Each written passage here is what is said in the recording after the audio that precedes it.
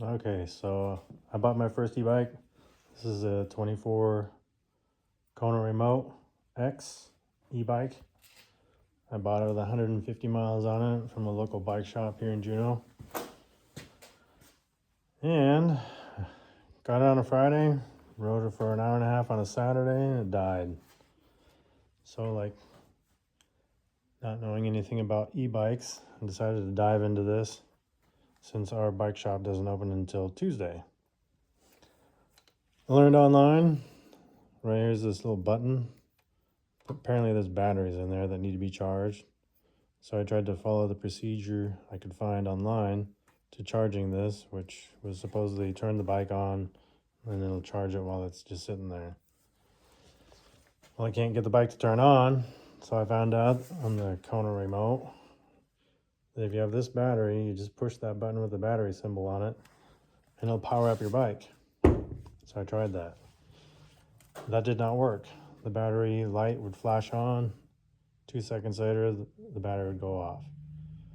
So, didn't know anything else about e-bikes. Was able to get it to come on one time, and I connected an app to this motor. And it had a code for E01000, meaning there's apparently a problem between the motor and the battery.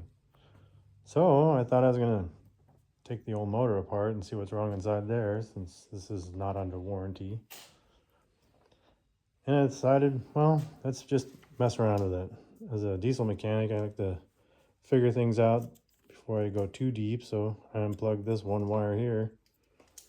It's a red and black power wire. It goes to your charging port that's in the side of your bike. Looks kind of like this one. So when I unplugged that wire, all of a sudden the button worked and the display turned on. The bike actually did what it's supposed to do. So I unplugged the other 3-wire plug-in that's on the end of it, and I decided to check continuity between these. And I found out that between my red and black wires, I have continuity even though they're not plugged in.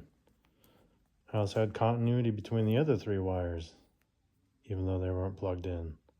So I knew something was wrong inside this plug. I was riding it in the rain, so I thought maybe it had something to do with water. So I decided to just cut this whole entire plug apart. And I found out that after 150 miles, for some reason, something in there, whether it's the plastic gets thinner or something, every single one of these wires, the balls of solder all touch. And it's kind of nuts. So if you have this issue where your bike won't start, and it happens to be a Kona, maybe check this plug first. Don't replace the motor or take it apart. Don't replace this little plug that's up here. Check that first. It's pretty easy if you got some Allen wrenches.